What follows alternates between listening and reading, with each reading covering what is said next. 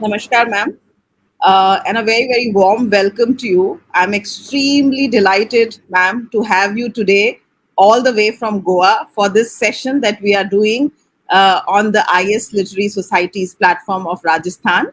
I would also like to welcome all our very, very lovely audiences who very punctually join our platform. So, if some of you have joined today, may I request you to kindly ping us so that we know that we have your permission to start. Uh, Ma'am is a civil servant who has just recently taken retirement, voluntary retirement, because she wanted to devote herself to the work that she started from various experiences coming from her life. Of course, at this point, I will not say much.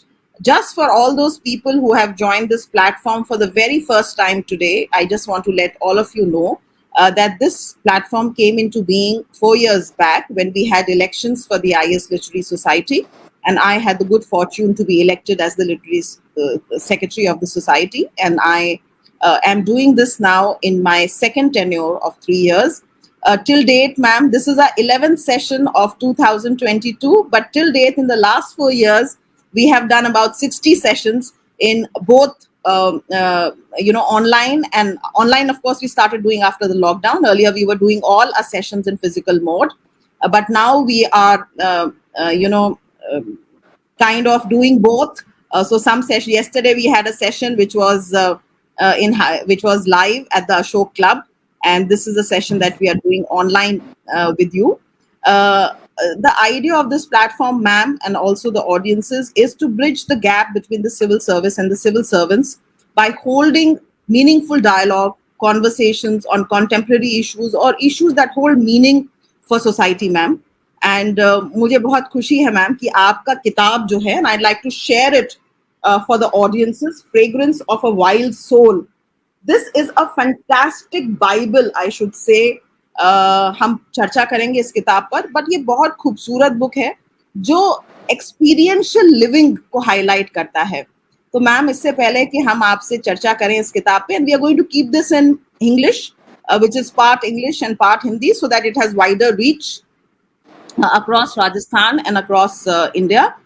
Ma'am, at this point, we are extremely honored and humbled to have you and to today, through the conversation, learn from you. May I request you to say a few words before we delve into the conversation? Thank you. Thank you so much, Mugdha, for having me here. And I'm grateful for this platform that you have created because I think it gives an opportunity to all of us to get connected and, as you said, hold a meaningful dialogue. Especially now after the COVID, I think most people, when there is so much of noise on the internet, people are looking for more personal kind of experiences being shared, which do not have a professional agenda behind them. So I'm so happy to be here, and I hope we have a conversation which leaves us all a little more enriched today. So thank you so much for having me here. Thank you so much, ma'am. It's a great responsibility doing today's conversation because it is a very sensitive conversation, and you'll pardon me if I'll try my best to bring the same kind of empathy that you carry in your soul. But you will pardon me if there's anything in which I falter as a moderator in this conversation, because I have extreme high regard for you, and I'm so glad that our paths have crossed, and especially after reading this book. I think I've become a fangirl, and this is a fangirl moment for me because uh, so many experiences of the same kind where you've escaped death, you've encountered you've encountered death on innumerable occasions right from your childhood, and you survived them all to be able to write about them. I think hats off to you, ma'am. It's a phenomenal read. A little introduction, ma'am. Ruby Aluwalia ji is a bureaucrat. She is an officer of the Indian Railway Account Service of the 1987 vintage, and she came into the service at a very, very tender age of 24 years. And that too, she took her exams at a very difficult time in her life when just 20 days before the exams, she lost her father, who was a police officer and serving in the state of Uttar Pradesh. And she was born in Bijnor, brought up in various places that took her from Lucknow to Dehradun to Hyderabad, and now, of course, she's settled in Goa, and we are having this beautiful conversation with her. She has a wandering, wild soul, very adventurous spirit, and a very, very successful career, a very happy, supportive family, and a creative and analytical bent of mind.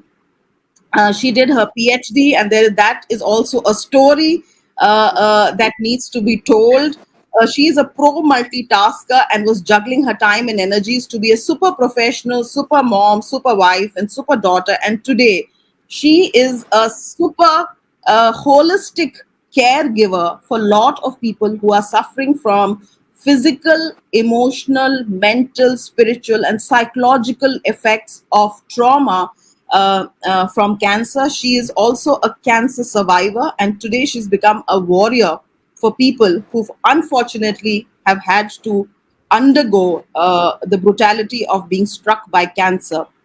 But खूबसूरती ma'am आपकी कहानी की ये है कि आपने अपने लोज को जो है वो जनता की सर्विस में समर्पित कर दिया, and that is why I think you taken voluntary retirement. So that is a small brief background. But ma'am शुरुआत करते हैं, बिकॉज आपके जो चैप्टर्स हैं, हर चैप्टर है उसके पीछे आपने जो है एक जिस्ट दिया है, एक एनालिसिस दिया है, और आपका जो पूरा लाइफ का निचोड़ है, if I can just read it out in one sentence which has really endeared me to the book and to your story, and that is life is a huge opportunity. Ruby ji writes, it cannot be wasted in suffering. Ma'am आपको शायद अल्लाह ताला ने या ईश्वर ने कुछ ज्यादा ही bandwidth of suffering दिया है, बट आपने उसको अपनी लाइफ को इम्पैक्ट नहीं करने दिया. तो हम शुरुआत करते हैं मैम आपके एकदम बचपन से. बात करते हैं आपके स्कूल के बारे में मैम, आपकी पढ़ाई के बारे में, आपके थोड़ा परिवार के बारे में. आप अपने शब्दों में बताएं, क्योंकि आप लिखते हैं मैम कि ट्रॉमा जो होता है, आपने स्ट्रिक्ट टीचर्स की बात करी है मैम, और बहुत सारे बच्चे और बहुत सारे पेरेंट्स जो हैं वो इस कॉन्वर्सेशन को यहाँ पर देख रहे हैं मैम. तो आप कहते हैं कि बहुत सारा जो ट्रॉमा है बचपन का, चाइल्डहुड ट्रॉमा, वो हम अपनी बॉडी में स्टोर कर लेते हैं मैम. तो कुछ थोड़ा अपने चाइल्डहुड उसके बारे में बताइए, एंड क्योंकि हम हाइंडसाइट से देख सकते हैं, तो related to your present, and tell us if the childhood trauma impacted you in any way. I think so. I totally believe in this, Mugda, although I had studied this in psychology when I did my graduation. But उस समय पे experiences जो थे वो stored थे, मतलब खुले नहीं थे. तो I didn't know this connect actually. तो as you would have read in the book, मेरी जो चाइल्डहुड रही है वैसे तो it was a very happy childhood. And but जैसे कि उस समय पे होता था, most of the teachers, so I did a lot of my schooling in Dehradun, most of the teachers were very strict, and I think that is how they were supposed to be also. And strictness did not and at के आपको किसी ने गुस्सा कर दिया, punishment दे दी, तो वो बड़ी फिजिकल पनिशमेंट उस समय पे होती थी. तो काफ़ी हम लोग की केनिंग होती थी. In the house also I had very strict parents, and matlab discipline was a thing in the house, was a very very big thing. And as you have read in the book, और मैं स्वभाव से बिल्कुल उससे opposite. So like my brother also studied with me in the same school, lived in the same house, but he looked at things differently and I stored them differently. And so वो मेरी spirit को कहीं बहुत ज़्यादा इस तरह से constrict करते थे. And later when I sat down to explore, I did understand how much of a role all this played to make me what I am today. So, in a way, you could be thankful. One can be thankful that all these experiences came my way And I think, yeah, that is the only way to be, because it's not important what experiences came your way, but it is more important how did you interpret them. When you matured, and you could look at things objectively, how did you interpret them? I think that makes all the difference. Ma'am you are absolutely right, क्योंकि आपने तो शायद psychology as part of your educational training पढ़ी ma'am. मैंने अभी हाल ही में किताबों से पढ़ा तो मुझे पता चला कि कैसे जैसे इकिगाई है कि आप बचपन में क्या करते थे, अगर आप वही चीज को पिकअप करते हो and you convert what interested you in your childhood as part of your profession or vocation, then you will do well. उसी तरह से जो आपके चाइल्डहुड में how did you relate to your parents, वो डिफाइन करता है कि आपका रिलेशनशिप पैटर्न कैसा होगा, एंग्शियस होगा, सिक्योर होगा, अवॉइडेंट होगा। सो आई थिंक चाइल्डहुड में आप कैसे अपब्रिंगिंग अप होता है वो बहुत इंपॉर्टेंट है मैम। मैम आप कहीं ना कहीं लिखते हैं कि एक आप फ्री स्पिरिटेडनेस की बात करते हो। आपका fragrance of a wild soul आपकी किताब का भी नाम है। और कहीं पर आप बहुत बार कहते हो कि मैं मिसफिट कंसिडर करती थी अपने को।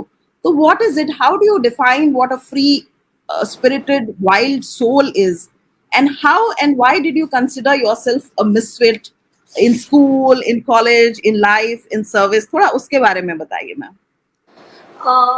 मुग्धा, इनफैक्ट ये मिसफिट का जो एक टैग है ना, ये मेरे से चिपक ही गया है।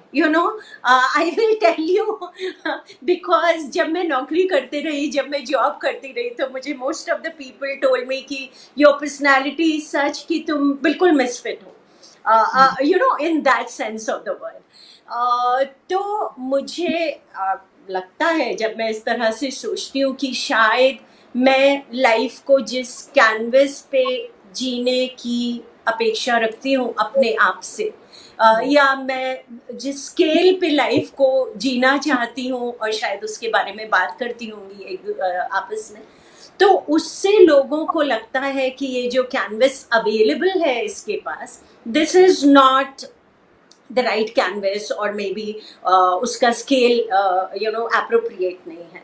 सो talking of the school, I used to think of a school where there is a lot of freedom to interact, lot of freedom to express what I'm thinking, and how am I absorbing everything around me. So that is how I wanted it to be, and it was very very different. हो सकता है शायद इसी वजह से मैं outdoor activities में बहुत ज़्यादा अपने आप को मैंने टाइम देना शुरू कर दिया। I was swimming, I was horse riding at that time, I was running, I was an NCC cadet. May be that space gave me more freedom. And now when I do a lot of work with people, I always talk about how opening your body also opens your being. Yeah, so I think that is what I was looking for, and in the job also, as you know, हम लोग का job एक बड़ा feudal किस्म का एक वहाँ पे एनवायरनमेंट रहता है, तो उसमें थोड़ी सी दिक्कत होती थी, but it was good.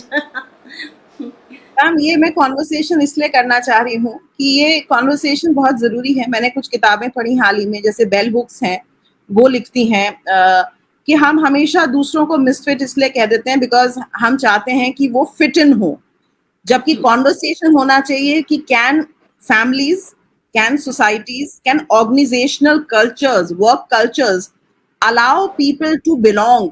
Because एक नीड है मैम, वो अब्राहम मैस्लो वाली नीड है कि हम बिलोंग करने चाहिए कहीं ना कहीं पर, हमें फिट नहीं होना चाहिए, हम जैसे हैं हमें वैसे एक्सेप्ट करना चाहिए। तो वो आपने जो है खैर अपने रास्ते खोले, बट शायद ये जो लग्जरी है, खैर आपकी लाइफ में तो ये लग्जरी भी नहीं थी because you learn as you went, but इस तरह की luxury to be able to carve your own path बहुत कम लोगों के उसमें आती है।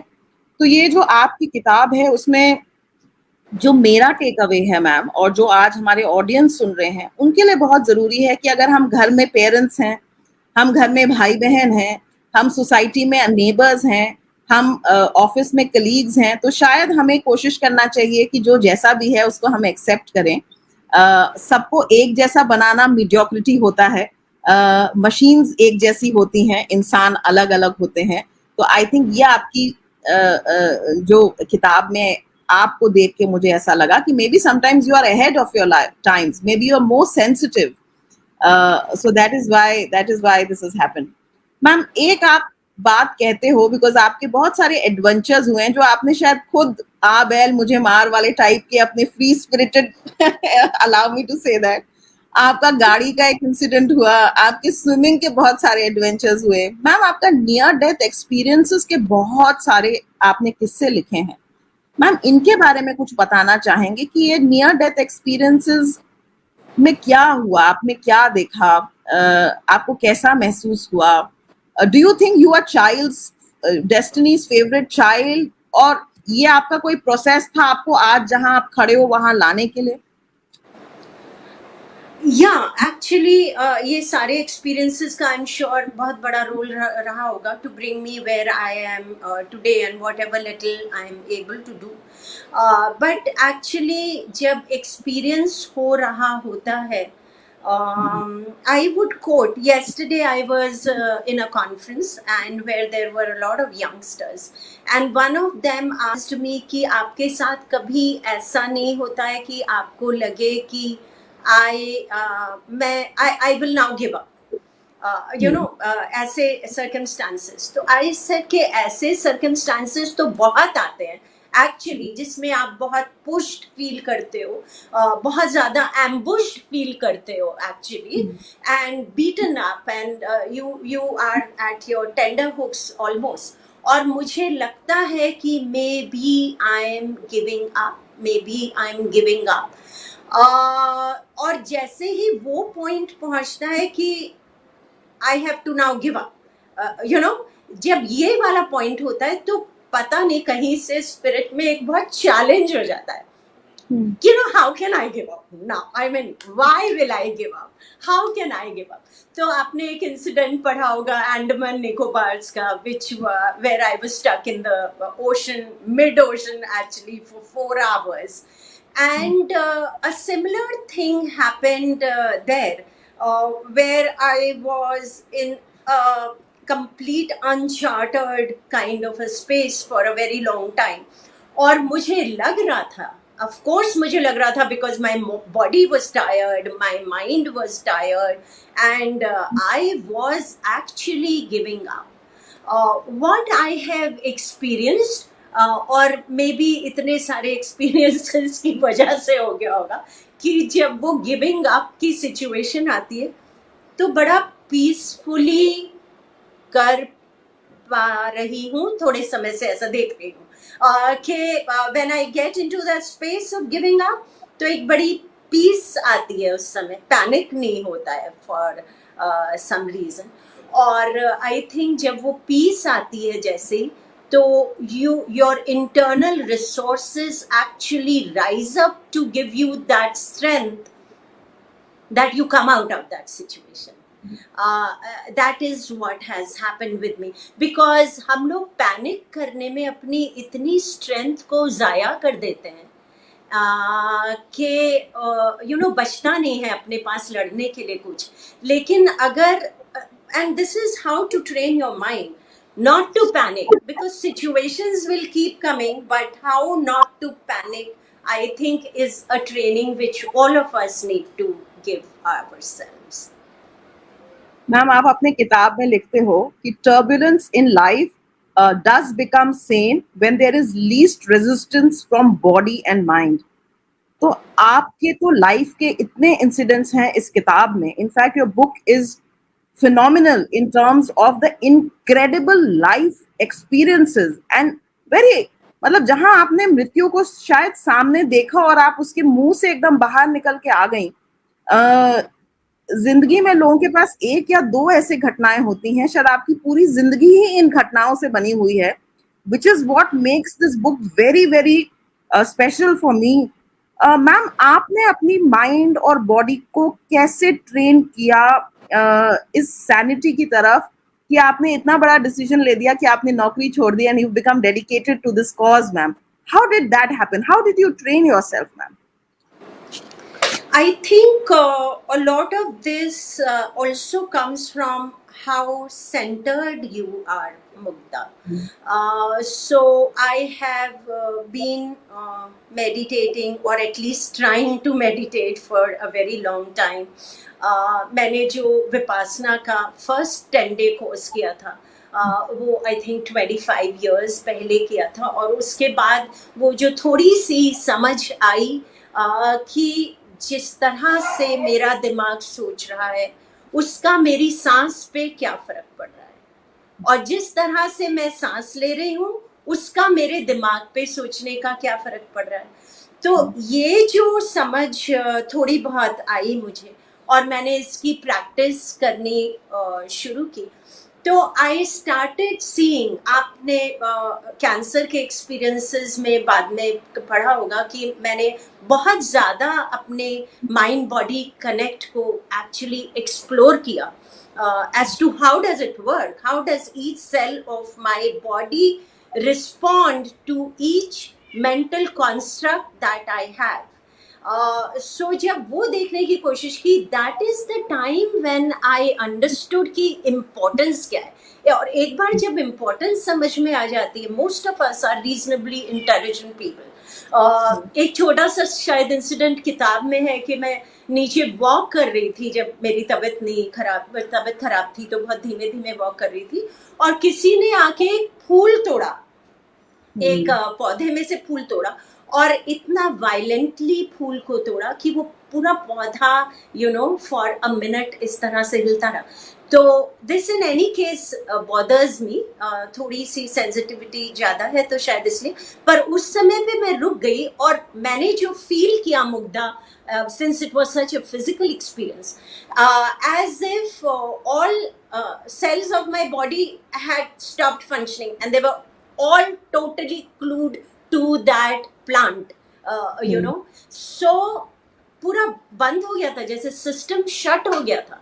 तो आई रियलाइज कि हम लोग इस तरह की सिचुएशन में तो अपनी बॉडी को अक्सर रखते हैं, when we are getting disturbed, when we are anxious, when we are sad, when we are angry, यही वाली सिचुएशन रहती है, which means कि उस समय पे मेरे जो सेल्स हैं वो एकदम शट हैं, बॉडी की फंक्शनिंग हो ही नहीं रही है, and then the biochemistry of the whole body changes, and therefore of course the strength in the body changes.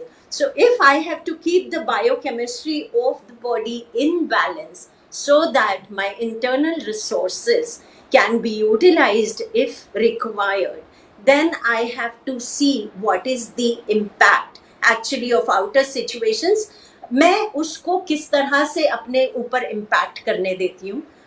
ये थोड़ा सा कुछ समझ में आया, शायद उसी की वजह से ट्रेनिंग धीमे धीमे होनी शुरू हो गई, और वो तो हो रही है। रोज जब मैं पेशेंट से बात करती हूँ तो थोड़ा सा just a little bit forward you walk.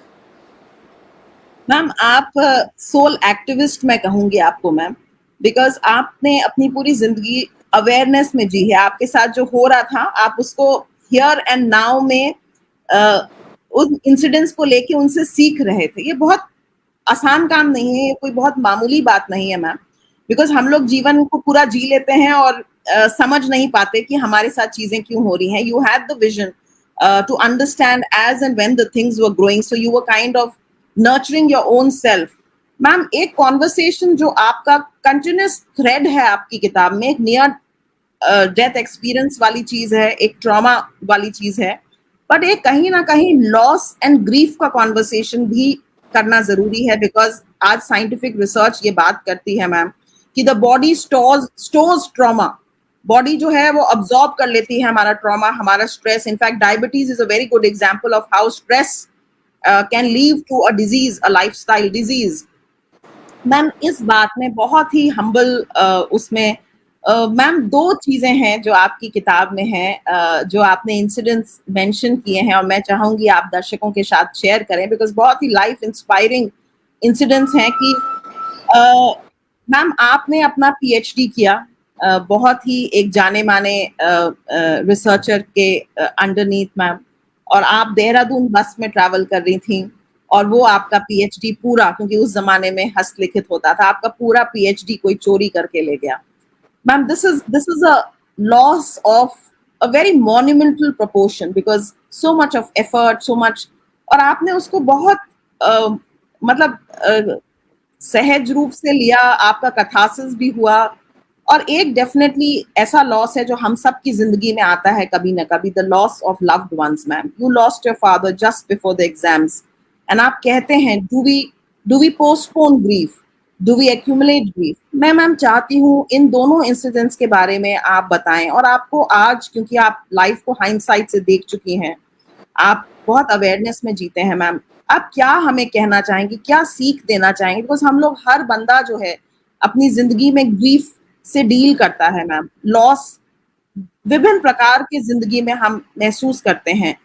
अ, हम हमारी बॉडीज ये ट्रॉमा जो है ना सेव करें, हम इनको नेगोशिएट कर सकें। आप क्या राय देना चाहेंगी मैम हम सब लोगों के लिए? I think one very important thing is that on a daily basis, actually, we need to sit with ourselves. Even if it is just 5 minutes in the night and 5 minutes first thing in the morning, when you sit for those 5 minutes in the night and you figure out which were the incidents which kind of really had beaten you up for some reason, somebody spoke to you very badly, or somebody behaved with you in a very unexpected way. तो जब आप उसके साथ बैठते हैं और उसको relive करते हैं, दैट एक्सपीरियंस एक्चुअली, उस रीलिविंग में ही बहुत कुछ उस एक्सपीरियंस की इंटेंसिटी कम हो जाती है। मैं इस चीज़ को बहुत प्रैक्टिस करती हूँ कि अगर मुझे कोई चीज़ डिस्टर्ब कर रही है बहुत ज़्यादा, तो मैं उसके बारे में और ओपनली बात करने की कोशिश करती हूँ।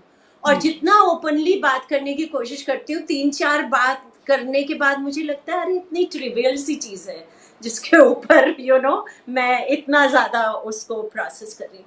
तो इसको, ये अपने साथ बैठना, उसको लोग आजकल ध्यान कहते हैं, मेडिटेशन कहते हैं, योग कहते हैं, कुछ भी कह लीजिए, बट खुद के साथ बैठना और अपने आप को सेंटर करना बहुत ज़रूरी है। ग्रीफ को, like you have read, I was extremely close to my father, और जो आप फैन गर्ल मोमेंट की बात कर रहे थे, हर लड़की के लिए that is the age when you look at your father like that. But वो अपॉर्चुनिटी मिली नहीं उस समय पे ग्रीव करने की, और वो रह गया, और वो काफ़ी अंदर तक जम गया, ऐसा मुझे लगा। और उसको फिर बाद में समझ भी आया कि ऐसा होता है, this happens, and this happens with everybody, किसी के साथ जल्दी, किसी के साथ बाद में। इट्स नॉट अबाउट कि you lost that person in your life, it is more about how do you remember that person today, and what do you do with that relationship which you could develop with that person. तो जब एक बार ये father के साथ actually इतनी जल्दी हो गया था, तो जब पीएचडी खोई, तो अब उसके बाद कोई और लॉस इतना बड़ा लगता नहीं था, फॉर क्वाइट सम टाइम, कि क्या है, मतलब पीएचडी खो गई। And I to be very frank, I would also share with you कि because I did not find it very easy to deal with it, इसीलिए मैंने उसको छोड़ दिया। मैंने कहा कौन इसके पीछे दोबारा करने बैठेगा, लेट मी मूव ऑन। थोड़ी सी आई थिंक बैठने की वजह से I would give all the credit actually to my practice of sitting with myself, and that is all. There is nothing more than that. ध्यान में अपने साथ बैठना और वो फेद, I think is extremely important. तो पीएचडी को भूल जाना ज़्यादा आसान लगा, बजाय उसको दिमाग में रखते हुए अपनी प्रेजेंट सिचुएशन को स्पॉइल करना। तो मुझे लगा it didn't make sense to my intelligent mind, and all of us are reasonably intelligent, as I say. तो मतलब ये सोचना कि ये तो वैसी वाली बात हो गई ना मुग्धा, कि कोई आया मुझे एक थप्पड़ मार के चला गया, ठीक है, वो थप्पड़ मार के सिटी पे जाते हुए चला गया। अब मैं 2 घंटे तक बैठ के, ये हमेशा ऐसे मेरे साथ करता है, you know, he thinks very low of me, that's why he does that.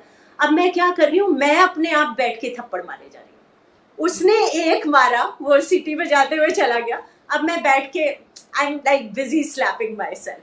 So I'm sure when we think about these things and when we realize them, we think, what are we doing, why are we harming ourselves because of somebody else? True ma'am. Ma'am ये जो कई बार जिंदगी में duties इतनी important होती हैं कि आपको ग्रीफ को पोस्टपोन करना पड़ जाता है without even you are wanting to it. कई बार शौक इतना ज्यादा होता है कि आपको पता ही नहीं चलता कि आपके साथ क्या हो रहा है, and it's only very late that you sit with yourself that you are able to process your grief. जैसा कि आपने भी लिखा है कि आपको एग्जाम्स देने पड़ गए थे, किसी को जिंदगी में यू नो मैं जब छोटी क्लास में थी, 4th या 5th में, तो मैं एलिक्यूशन कॉम्पिटिशन्स में home they brought a warrior dead, एक कविता है, उसको 2 बार मैं उसमें कंटिन्यूसली मैं जीती। तो कहीं ना कहीं मुझे ऐसा लगा कि वो शायद it's also related to my life story, and I realized that sometimes duty comes in the way of your being able to process your grief, ma'am. But ma'am मैं इसी थ्रेड को थोड़ा सा कंटिन्यू करना चाहती हूँ, because ma'am care giving specially lockdown के बाद सबके घर में वो जो बुद्धा वाली कहानी है ना कि ऐसे किसी के घर में जाओ जिसमें डेथ ना हुई हो, तो वो आई थिंक लॉकडाउन ने हमें उस चीज से बहुत अवेयर कराया है मैम। आप जो आपका पीएचडी वाला जो एक्सपीरियंस था मैम, उसको मैं जानबूझ के इसलिए पिकअप कर रही हूँ बिकॉज उसका एक logical conclusion of processing the grief की स्टोरी आप लिखते हैं। जब आपका जो बच्चा है, आपका लड़का है, वो एक दिन आपसे पूछता है कि आपने पीएचडी करी है, and you know, so holding space and listening. Ma'am इसके बारे में आप बताइए कि कैसे, क्योंकि अब हमारे वो लाइफ में हम लोग शायद उस तरफ पहुंच गए हैं, शायद आप तो डेफिनेटली, जहां पर आपने अपने ग्रीफ को देखा, लॉस को एक्सेप्ट किया, मूव ऑन किया, और अब आप दूसरों को हेल्प कर रही हैं एज अ केयर गिवर। हम वो स्टोरी को भी कवर करेंगे मैम, बट जो केयर गिवर्स हैं हम लोगों में से, इस ऑडियंस में इस कॉन्वर्सेशन को जो सुन रहे हैं मैम, हम कैसे किसी के लॉस में उसका हाथ पकड़ें, हम क्या कॉन्वर्सेशंस करें, हम कैसे स्पेस होल्ड करें किसी के लिए मैम, इसके बारे में मैम आप अपने एक्सपीरियंसेस से कुछ हमें बताएं प्लीज। एक्चुअली सो मुग्धा, क्योंकि मैं कैंसर से मेरी जो फाइट थी काफ़ी लंबी थी, और उस समय मैं ऑन द रिसीविंग एंड थी एक्चुअली। तो मैं ये शेयर करूँगी कि उस समय मुझे क्या अच्छा लगता था, because I also learn from that only when I started care giving. तो अक्सर क्या होता है कि जब हम किसी बहुत ही एडवर्स परिस्थिति में होते हैं और लोग हमें संतावना देने की कोशिश करते हैं, तो वो हमारे पास आते हैं और सबसे पहले ये पूछते हैं कि आप कैसे हो, या तुम्हारी अगर तबीयत में प्रॉब्लम है तो पूछते हैं तुम्हारी तबीयत कैसी है। ओके, सो जैसे ही ये पूछा कि तुम्हारी तबीयत कैसी है, तो आपने क्या किया कि दूसरे जने को बता दिया कि you are sick, I am well, that's why I am asking कि तुम्हारी तबीयत कैसी है। तो एक ये वाली चीज इसको मैं आगे कनेक्ट करूंगी। और दूसरी चीज क्या होती है, क्योंकि हम यहाँ पे आए हैं आपको संतावना देने के लिए, तो हम ये शुरू कर देते हैं, नहीं नहीं सब ठीक हो जाएगा, you know, don't worry, everything will be fine. And third position हम क्या लेते हैं कि अच्छा पता है उसने ऐसे ऐसे किया था, वो इस डॉक्टर के पास गया था, उसने ये वाली आयुर्वेदिक दवाई शुरू की थी, उसने ये होम्योपैथी शुरू की थी। तो ये 3 हमने चीजें की, एक तो पूछी आपकी तबीयत कैसी है, और इमिजिएटली उस जने को बता दिया कि दूसरा।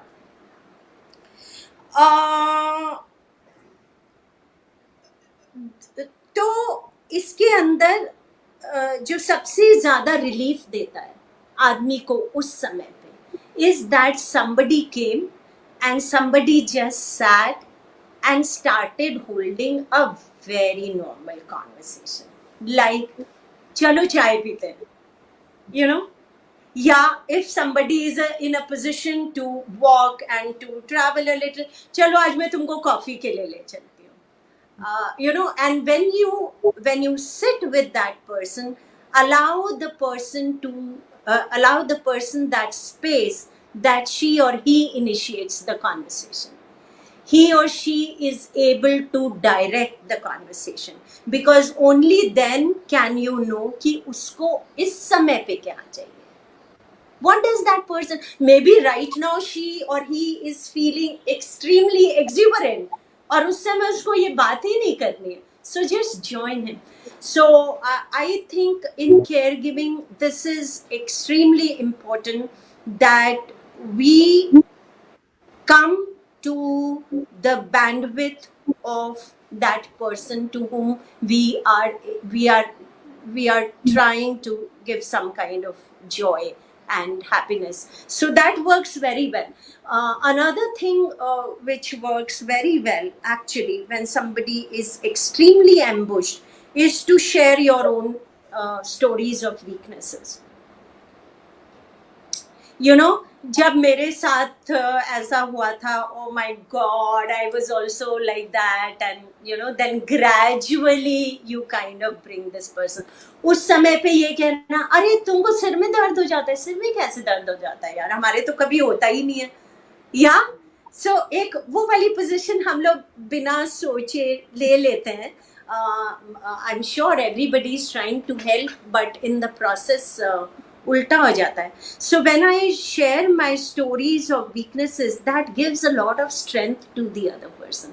आई थिंक मैंने कहीं पे लिखा है कि जब हम मैं अपनी वीकनेस की स्टोरीज शेयर करती हूँ तो लोग ओपन अप करना शुरू करते हैं.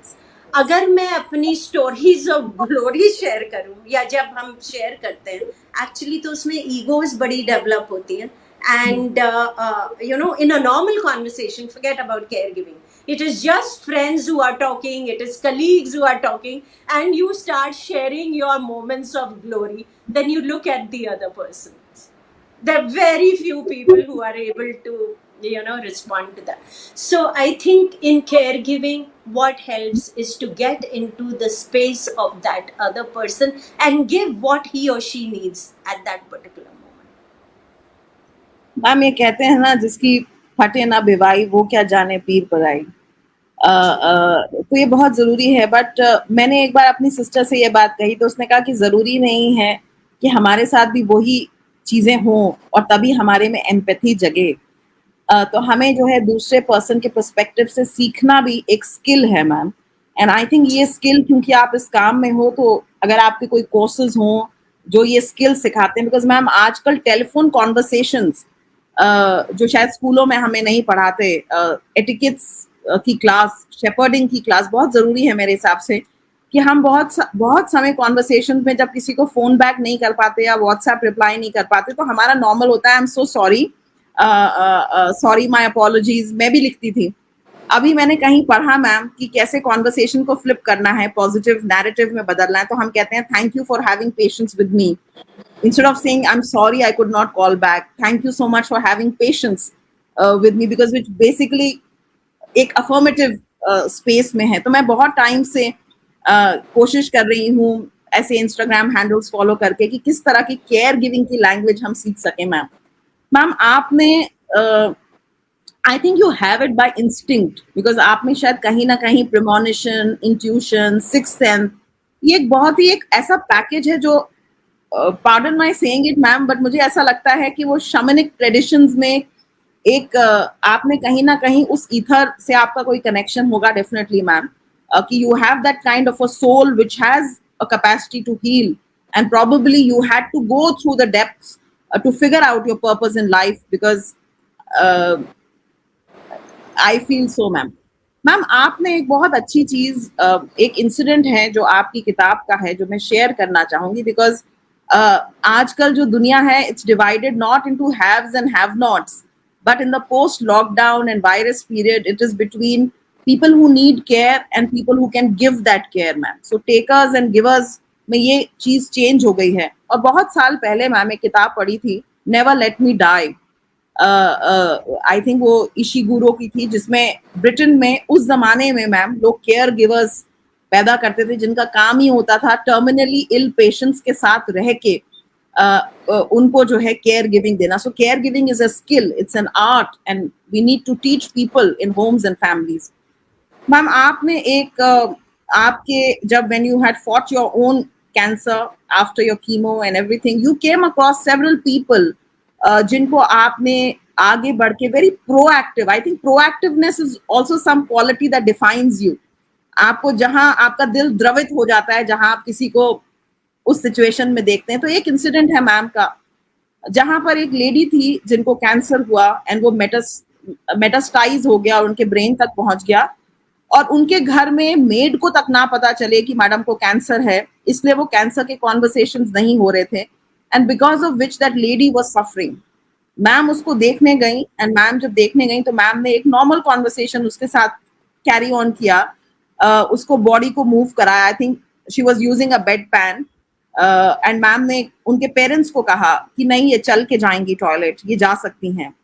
एंड जब उनके ब्रेन तक वो कैंसर पहुंचा बहुत सालों बाद, उनके पेरेंट्स ने कहा कि ये आपको शायद याद नहीं करेंगे, आपकी आवाज नहीं सुन पाएंगी. तो मैम उसको देखने गई, and she did not remember her parents, she did not remember anybody in the immediate family, but the moment ma'am touched her hand, she said Ruby दी आप हो क्या. तो आई थिंक आप कहीं ना कहीं आपका आत्मा दूसरे की आत्माओं से बात कर लेती है. You are some chiropractitioner or some soul, I don't know, some soul spirit person. तो मैम आपके लास्ट चैप्टर जो है मैम, मैं चाहूंगी कि ऑडियंस भी अपने एक्सपीरियंसेस शेयर करे, अपने क्वेश्चंस अगर ऑडियंसेस के हैं वो लिखे. मैम आपने लास्ट में एक बहुत अच्छा जिस्ट दिया है लास्ट के 3 या 4 पेजेस में मैम, जिसमें आप सेल्फ केयर के बारे में बात करती हैं, और आप ये कहती हैं कि ये सेल्फिशनेस नहीं है. मैम इसके बारे में कुछ बताइए प्लीज.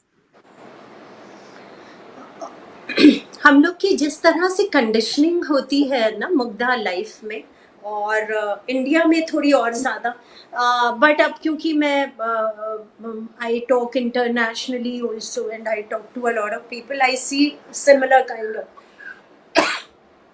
Conditioning everywhere. तो ये होती है कि जितना ज़्यादा आप किसी और को नर्चर कर सकें एट योर ओन कॉस्ट, उतनी ज़्यादा आपके अंदर महानियत है. और ये जो नर्चर करने की बात कर रही हूँ, ये किसी आदमी की बात नहीं कर रही हूँ कि नर्चर आप किसी इंसान को कर रहे हैं लाइफ में. This could be nurturing an idea, this could be nurturing a concept, this could be nurturing your own sense of duty. You have seen how people at times work because they get a lot of pride out of this, that at the cost of neglecting themselves they are supporting something outside of them. So this conditioning, I think, is itself not in the right place. Because anybody who has not nurtured himself or herself, anybody who's not sorted from inside here, anybody who has not simplified the matters here, can never ever make the contribution that he is geared, he is supposed, or he's capable of making, actually, in the same space that he is. So what I want to talk about is that all of us can do a better job to the organization, to our parents, to our children, to our friends, and to our sense of duty, or any other motto that we have in life, if we have first nurtured ourselves from the inside. And nurturing के लिए बहुत ज़्यादा tools की ज़रूरत नहीं होती Mugdha. Actually हम लोग अक्सर जो है अंदर से तो टेकर्स मोड में रहते हैं, टेकर्स मोड में रहते हैं. और बाहर से कोशिश करते हैं दिखाने की कि हम गिवर्स मोड में। Now I will tell you what is the difference. अभी क्योंकि मैं बॉम्बे में थी अभी काफी समय तक, तो मरीन ड्राइव पे I used to go for a walk where Anil Ambani also comes, तो मैं जस्ट वो ध्यान आ गया तो वो एग्जाम्पल ले रही हूँ। तो अगर आज अनिल अंबानी से भी पूछे कि you know what are you looking for, he will be able to tell you 15 things he is looking for in the sense of material requirements. He's got a huge house which is near my house in Bombay. He will still look for a better house, you know, which has a beach of its own, which has a. So anybody, when he is in the taker's mode, is looking for more. And when you're looking for more, then there is craving which is coming from them. 2 bedroom के घर वाले को 3 वाला चाहिए, 4 वाले को 5 वाला चाहिए, किसी को गार्डन वाला चाहिए, किसी को। As soon as you get into the giver's mode, and let me tell you, everybody is in a position to give something or the other from his or her life too. As soon as you come in the giver's mode, you are in the mode of abundance. You start feeling so good about yourself, that you are in it. And as soon as you feel good, the biochemistry inside your body changes. There is a lot of balancing. तो ये जो feeling good वाला idea है, ये बड़ा underrated है. तो जितने समय हम feel good feel कर रहे हैं, the biochemistry of our body is changing, which has a huge impact. Actually, not only the chronic diseases we do have or we will have, but to the whole environmental energy around us. तो जैसे ही हमारी, अब ये थोड़ा सा spiritual है पर बोल देती हूँ क्योंकि दिमाग में आ रहा है। तो जैसे ही हम ये फील गुड वाले मोड में हुए और हमारा जो एनर्जी का लेवल थोड़ा लिफ्ट अप हुआ, तो हमने उसी एनर्जी के चीज़ों को, लोगों को, सर्कमस्टांसेस को, परिस्थितियों को अट्रैक्ट करना शुरू कर दिया. So you can imagine, if it is so easy that if we can remain in the giver's mode. Somebody asked me recently, how do you think people can empower themselves? Yeah. I said, people can empower themselves when they start making an effort to empower others. That's the easiest and the quickest way, actually, to empower yourself. छोटी सी चीज से, a very very small thing you can empower. I don't remember now because I'm writing another book if I have mentioned this incident in the book, but do you have 2 minutes? Can I talk Yes. about it? Yes. All right. So मेरा office यहाँ पे Mugdha church gate पे था, और मैं रोजाना church gate पे office में जाती थी, लिफ्ट लेती थी स्टेशन के थ्रू ऊपर जाने के लिए.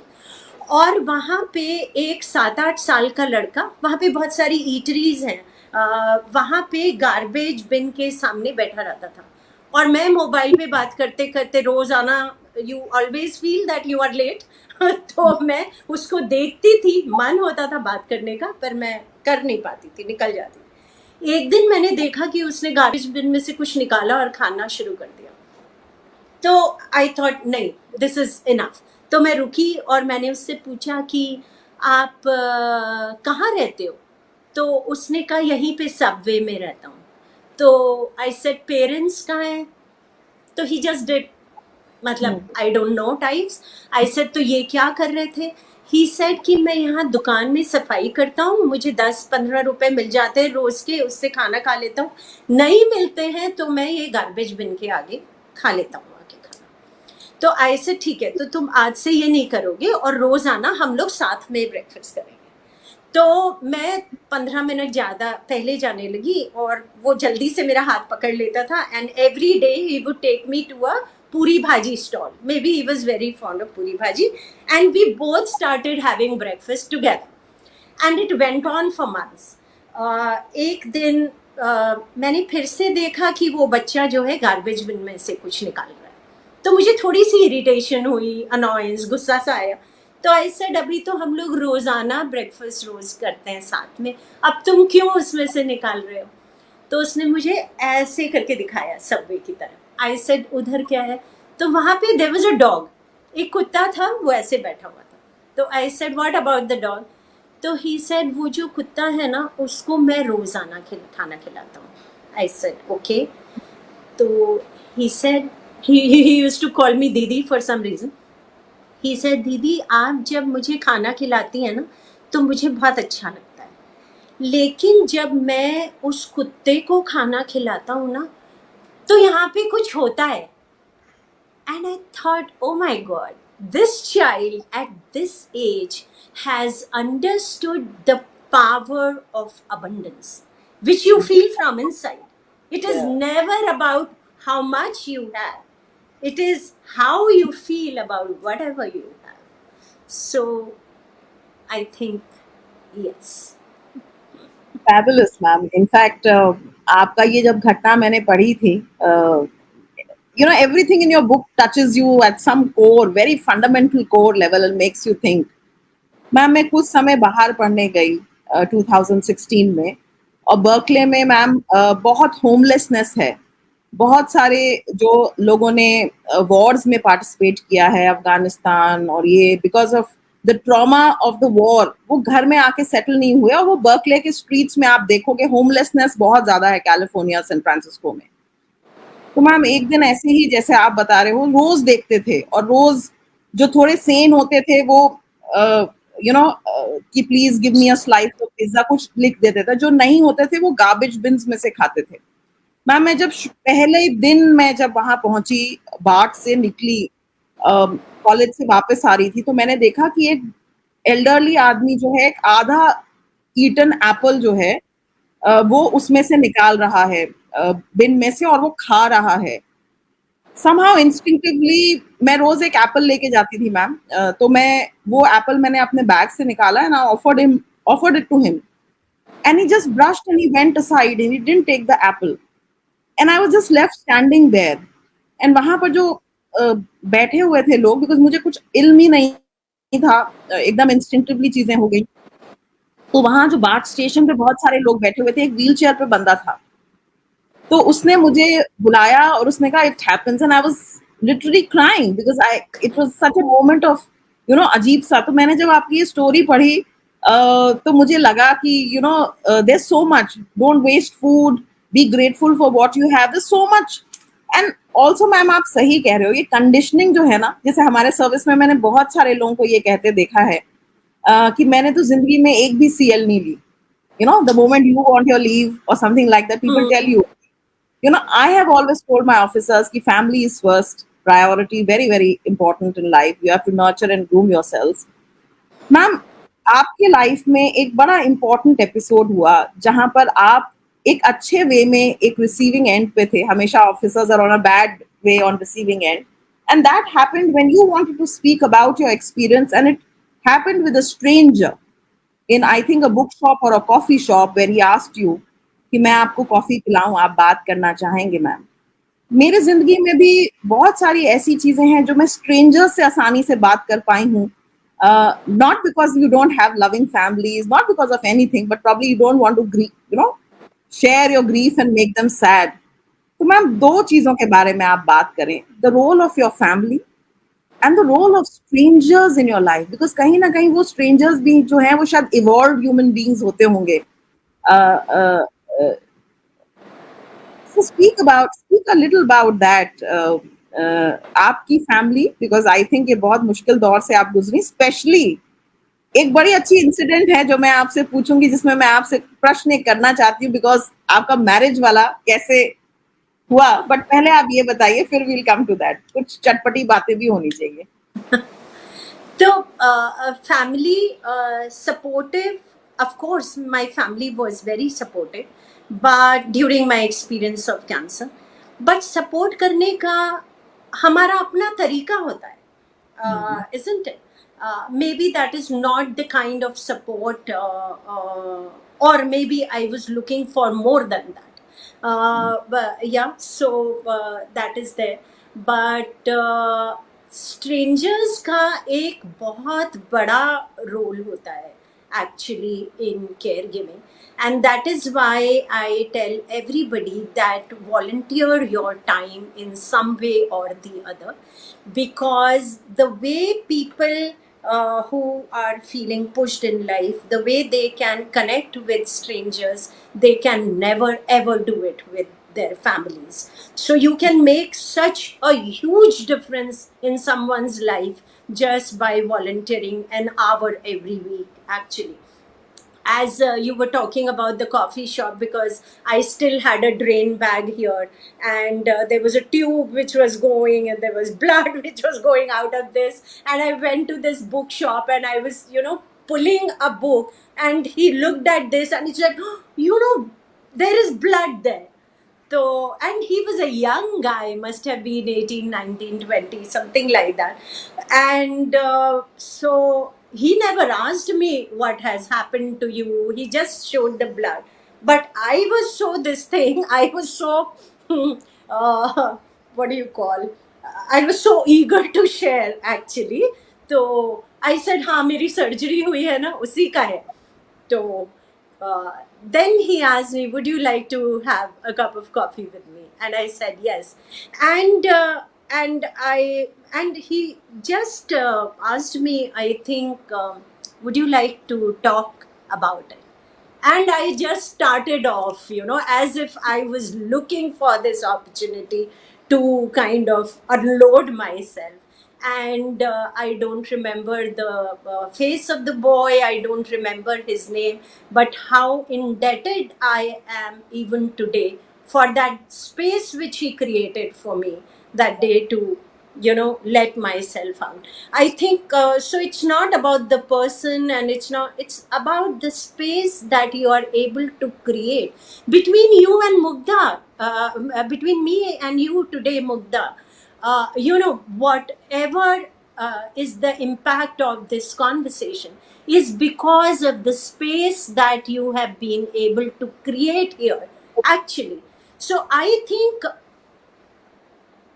on a very spiritual level, and I think that is what our ancestors also did. They used to consecrate spaces. Mm. Yeah. So if you have been able to kind of consecrate the space with a positive, non-judgmental intention, I think you've done your job. The rest just flows. The rest just happens, actually. And you have to see it unfold, and see the impact it can create. Ma'am एक completely नया genre दुनिया में आया है ma'am, because हम लोग technology की वजह से इतने आइसोलेट हो गए हैं. हम किताबें कब पढ़ रहे हैं, कॉन्वर्सेशंस भी हमारी बहुत ट्रांजैक्शनल रिश्ते हो गए हैं. मतलब वो गिव एंड टेक की आपने बात करी मैम. मतलब से हम बात करते हैं, मतलब से बातें होती हैं, मतलब से रिश्ते बनते हैं, तो ट्रांजैक्शनल हो गया है. आप मुझे क्या दे सकते हो, मैं आपको क्या दे सकता हूँ, उस हिसाब से हम चीजें कर रहे हैं. बहुत प्रोफेशनल हो गए हैं हम लोग अपने कंडक्ट में उस हिसाब से. मैम एक नई चीज जो दुनिया में लोग कर रहे हैं कनेक्ट करने के लिए, जिसको परफॉर्मिंग आर्ट्स कहते हैं, और उसमें जो है ह्यूमन स्टोरीज. मतलब हम लाइब्रेरी से किताब लेते हैं पढ़ने के लिए, अभी ऐसी लाइब्रेरीज बन रही हैं जहां लोग अपने को ऑफर करते हैं कि मेरी स्टोरीज, मैं किताब हूँ, मेरी स्टोरीज पढ़िए, और वो स्ट्रेंजर्स के साथ हो रहा है. बहुत सारी स्कैंडिनेवियन कंट्रीज में एक नया एक्सपेरिमेंट हुआ है मैम. और मुझे लगता है कि कहीं ना कहीं हम लोग जो इतने आइसोलेट हो गए हैं, न्यूक्लियर फैमिलीज में आ गए हैं, एक बहुत ही रश्ड सी जिंदगी जी रहे हैं जहां पर हमारे पास टाइम नहीं है टू स्टैंड एंड स्टेयर, है ना, फॉर केयर. और हमारी लाइफ जो है मेडिकल इंटरवेंशन की वजह से लंबी होती जा रही है, लाइफ स्पैन बढ़ते जा रहे हैं. और इस लाइफ स्पैन में आइसोलेशन, जैसा कि हमने देखा भी है 2 साल में, बहुत खतरनाक हो सकता है मैम. मैम 2 क्वेश्चंस और मैं पूछूंगी, और फिर मैं ऑडियंस से रिक्वेस्ट करूंगी वो आपसे क्वेश्चंस पूछना चाहेंगे, आई एम श्योर. मैम एक आपने अपनी जिंदगी में, आपके हस्बैंड हैं, मैं आपके दोनों बच्चों को इस प्लेटफॉर्म से एक्नॉलेज करना चाहती हूँ, बिकॉज आपकी बहुत मुश्किल जिंदगी, जिसको आपने इतना आसान और इतना हम सब के लिए मीनिंगफुल बना दिया है, उनमें आई am sure Anil ji, your husband, has a very big role in being a support system. Also, your two children. On this platform, I think I would like to acknowledge them. Though I've never met them, I don't know them, but I'm sure families hold the back. They are the first, charge, and also sometimes collateral damage in terms of how much they must be absorbing. So, thank you very much to both your children and to your husband. एक बड़ी interesting चीज है ma'am, थोड़ा सा seriousness को break करते हैं ma'am. मेरा सवाल जो है वो ये है, आपने अनिल जी से, and please don't take it otherwise Anil ji and ma'am, ये एक बड़ा गंभीर सवाल मैं पूछना चाहती हूँ, मेरे कौतूहल में है इसलिए पूछ रही हूँ कि आपने जब पहला अनिल जी का रिश्ता आया तो आपने, you refuse to go for your own engagement, and then per chance you ended up falling in love with him and getting married to him. uh, बहुत रेजोनेट करता है मेरे से, तो मैं पूछ रही हूँ आपसे, आप क्या बिलीव करते हो, लाइफ में प्री डेस्टिनेशन होता है या फ्री विल होती है? बिकॉज इस घटना से मुझे ये सवाल, जब मैंने पढ़ा था तो मैंने कहा कि आपने पहले टाइम में अपनी एंगेजमेंट में नहीं जाके you exercised your free will, and then circumstances orchestrated in such a way कि जो लिखा था वो तो होके रहा। क्योंकि मेरी लाइफ में भी एग्जैक्टली कुछ कुछ ऐसा ही हुआ, इन सम मेजर्स, ऑफ कोर्स। तो मैम, मैं आपसे पूछना चाहूंगी कि आप किस चीज में बिलीव करते हैं, और क्या है आपके अनुभव में, क्या है, क्या लाइफ प्री डेस्टिन्ड है या लाइफ में फ्री विल है, और कितना परसेंटेज है किसका मैम? मुझे जो अपने अनुभव से लगता है मुग्धा कि I totally believe in that theory of Gita कि हमारा सिर्फ एक जन्म नहीं होता है. तो there is long journey which a soul needs to cover actually. So a lot of it actually is in a way predestined in that sense of the word. But मैं आपको एक छोटे से एग्जाम्पल से इसको I want to explain it to you, क्योंकि बहुत सारे लोग मुझसे ये पूछते हैं कि कैंसर हेरिडिटरी होता है क्या. या सो आई ऑलवेज से कि अगर कैंसर हेरिडिटरी है विच मीन्स कि अगर जीन जो है म्यूटेट हो गया है, तो जीन जो है it is like a seed. Okay, it needs the conducive environment for it to blossom. तो अगर हम बीज को ऐसे ही मैं इस टेबल के ऊपर रख दूं यहाँ, तो वो ब्लॉसम होने वाला नहीं है पौधे में. It needs the soil, it needs the water, it needs the air to blossom into a plant. And similarly जो कैंसर का जो जीन है, it needs a toxic environment around it to blossom. Now what I was meaning to say is that हमारी जो life है उसमें जो incidences होने हैं उनके सीड्स हैं, ज़रूर सीड्स हैं, लेकिन हम जो उसको, जिस भी सीड को हम कंड्यूसिव एनवायरनमेंट दे देते हैं, वो वाला सीड हमारे इस बर्थ में फल जाता है. तो वो जो कंड्यूसिव एनवायरनमेंट देने की चीज़ है, that is your free will. और जो सीड ऑलरेडी है हमारे अंदर, that is the destiny, the pre destined which is that. So this is what came to my mind just now. Nobody has ever asked me this question, so so the mind was not conditioned to answer it, but yeah, this is what comes to my mind right now. Ma'am absolutely right, because मुझे भी ऐसा कहीं ना कहीं लगता है कि हमारे अंदर बहुत सारे सीड्स हैं, जैसा आप कह रहे हो, हम किसको पानी देते हैं, किसको नर्चर करते हैं, वो ग्रो करता है. जिस तरह से बहुत सारे थॉट्स हैं, हम किस थॉट को अलाउ करते हैं हमें टेक ओवर करने के लिए, और इसी में छुपी है शायद रहस्य कहीं कि हम जीवन में कुछ भी कर सकते हैं. Because whatever you water, whatever you think, and thoughts become our life, thoughts become our habit, so we can all grow good thoughts. Ma'am, एक आपने जो आपके लाइफ में एक्सपीरियंसेस हुए, उससे आप ग्रो करें हैं मैम, है ना? बहुत सारे लोग उन एक्सपीरियंस के ग्रेविटास से बैठ जाते हैं जिंदगी में, और यू हैव रिजन. और आप कहीं लिखते भी हैं कि ग्लाइडिंग अप और sliding down both need brakes. And brake आप डिफाइन करते हैं पॉज, है ना? फिल्म में भी पॉज होता है, इंटरमिशन के बाद कहानी बदल जाती है, आपका पॉज बहुत इंटरेस्टिंग है।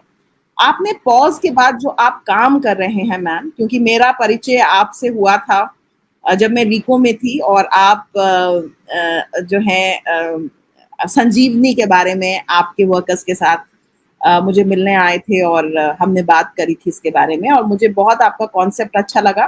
बट किताब पढ़ने के बाद I think I have understood in a more holistic perspective ma'am. मैं चाहूंगी कि आप राजस्थान में जो लोग हैं, जो ये कॉन्वर्सेशन देख रहे हैं, और जो कोई भी ये कॉन्वर्सेशन कहीं भी देख रहा है, मैम आप अपना कॉन्सेप्ट ऑफ संजीवनी, क्योंकि आप होलिस्टिक केयर की बात करते हैं, साइकोलॉजिकल एस्पेक्ट की बात करते हैं, मैं चाहूंगी इसमें थोड़ा आप खुलासा करके हमें बताएं कि संजीवनी क्या है, और आप क्या मीन करते हैं होलिस्टिक केयर से, और आपको किसी के घर में, because this is a growing, we live in very toxic environments, we have toxic relationships, we become toxic ourselves. तो लोगों के घर में अनफॉर्चुनेटली जहाँ पर कैंसर है, जहाँ पर केयर गिविंग की वोकेबलरी हम नहीं समझते, वो कैसे आपको रीच आउट कर सकते हैं, केयर गिवर्स कैसे सीख सकते हैं, और जो पेशेंट्स हैं अनफॉर्चुनेटली वो कैसे आपको कांटेक्ट कर सकते हैं, संजीवनी का लाभ कैसे उठा सकते हैं, मैम इसके बारे में थोड़ा विस्तार से आप हमें प्लीज बताएं। Can I take 2, 3, 4 minutes to answer this? Sure, sure. Yeah? Okay, all right.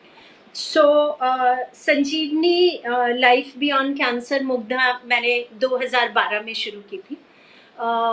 और जब शुरू की थी तो बस इतना ही था दिमाग में कि जो जर्नी मेरे लिए इतनी ज़्यादा मुश्किल हो गई थी, उसको इतने सारे और लोग जिनके पास शायद कोई भी साधन उसको सही से जी पाने का नहीं होता, मेरे पास तो ऑलमोस्ट सभी साधन थे, तो वो लोग किस तरह से इस एक्सपीरियंस के साथ रह पाते हैं या क्या होता है, तो ये सोच के शुरू किया था।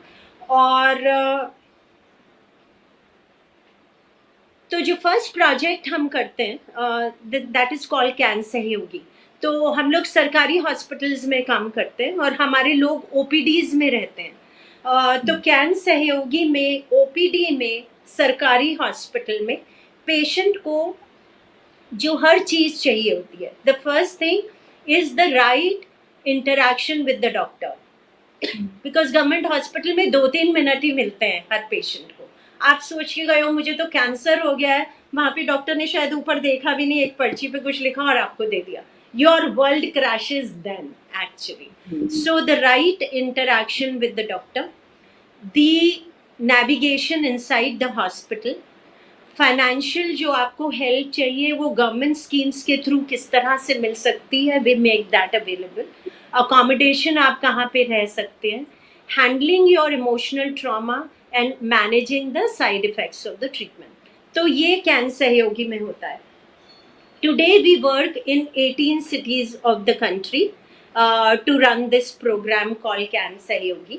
And the vision is to run this program in at least one city of every state in the next 3 years.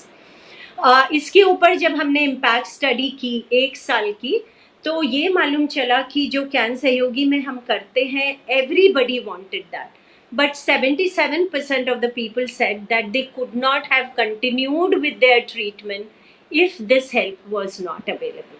So this study is available on the website. The second program that we run is called Satori. Satori is our immunity building program, and usme gradually with all my reading, conversations, introspection, I figured out that immunity has a huge role to play in cancer, and our immunity basically largely depends on three things. One is our food, the second is our breath, and the third is our mental constructs. So we do a 36 session course with the patients to help them learn how to build up their immunity. We've done a research study on this also. Right now, this program of ours has become a topic of interest for John Hopkins and Harvard Medical School as well. So we may do a collaborated research on this. Um, the third program that we run is we train cancer survivors to become professional cancer caregivers through a 4 month full time training program. This is called CanSarthi, which has 200 hours of theory and 240 hours of practical. The curriculum is written by me and has been passed by the academic committee of Tata Institute of Social Sciences, and it is the only course of this kind anywhere in the world. So that is the third program that we run. The fourth program that we run is called Can Chetna, in which we raise awareness on cancer in colleges and communities. Now, awareness on cancer in a way like this, how you can reduce your probability of having cancer. Number one. Number two, if it comes your way, how to recognize it early. Number three, if your friend, neighbor, relative is going through an experience like this, how you can make a difference there. So this is our Can Chetna program. Then we have started a program called Can Ahar, in which we give nutrition supplement boxes to the poorest of the patients. One box every week for 6 weeks, which increases hemoglobin and platelet counts. And it only has dry fruits, spices, chicky, protein mix made of nachni ka atta and peanut powder and jaggery. So it's all natural things which are given to them, and they really help the patients increase their immunity. We do a lot of advocacy on integrated cancer care management. So we call a program called CanVarta.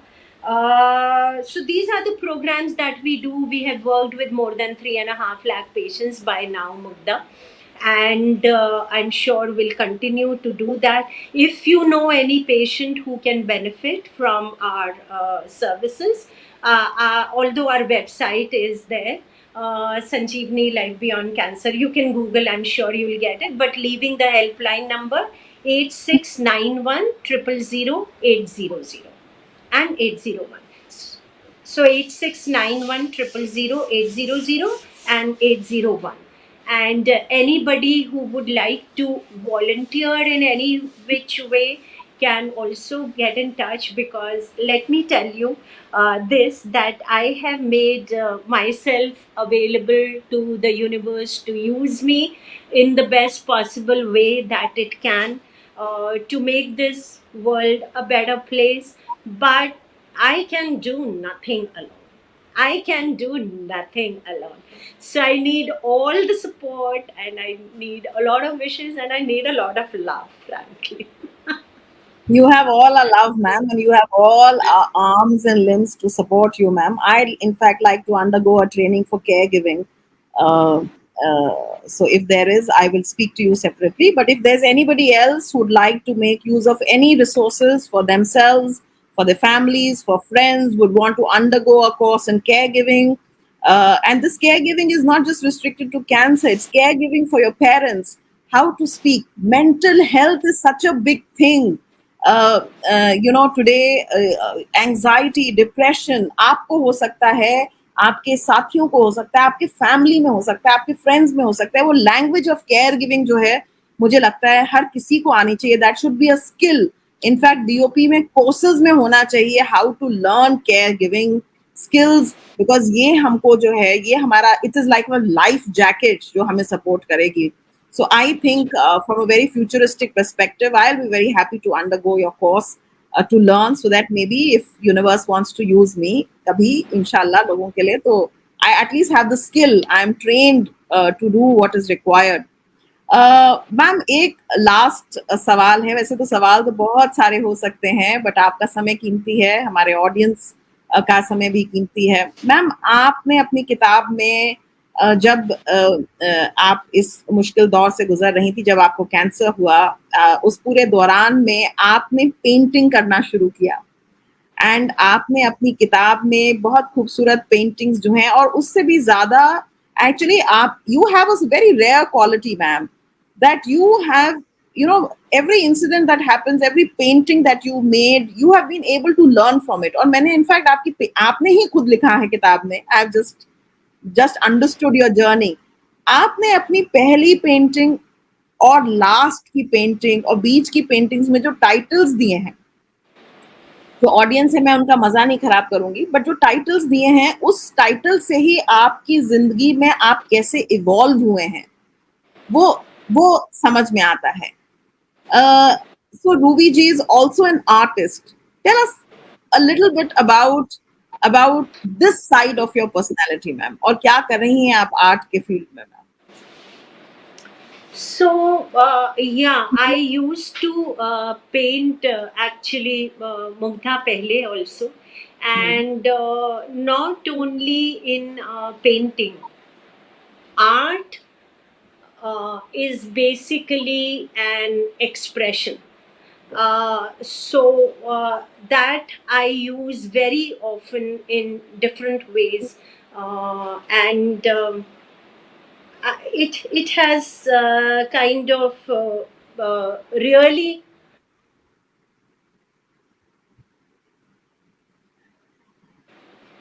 it has really liberated me. It has really liberated me, and it also gives me the capacity to learn.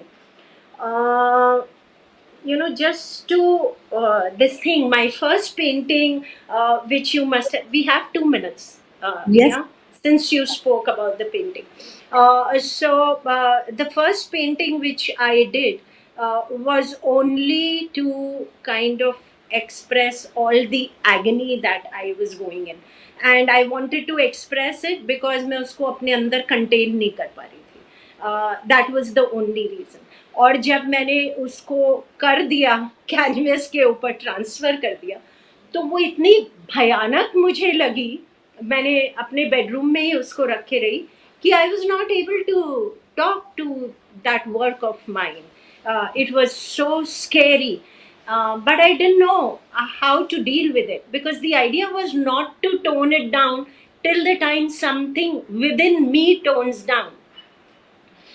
सो करीब 15 दिन तक एक तो वैसे ही नींद नहीं आती थी केमोथेरेपी की वजह से, और ऊपर से भयानक पेंटिंग मेरे सामने, तो काफ़ी मुश्किल सा दौर गुजरा, और मुझे बिल्कुल समझ में नहीं आ रहा था कि मेरा जो अंतर्मन है वो इस पूरे एक्सपीरियंस को क्यों इतने भयानकता से देख रहा है और इसको मैं कैसे डील करूँ.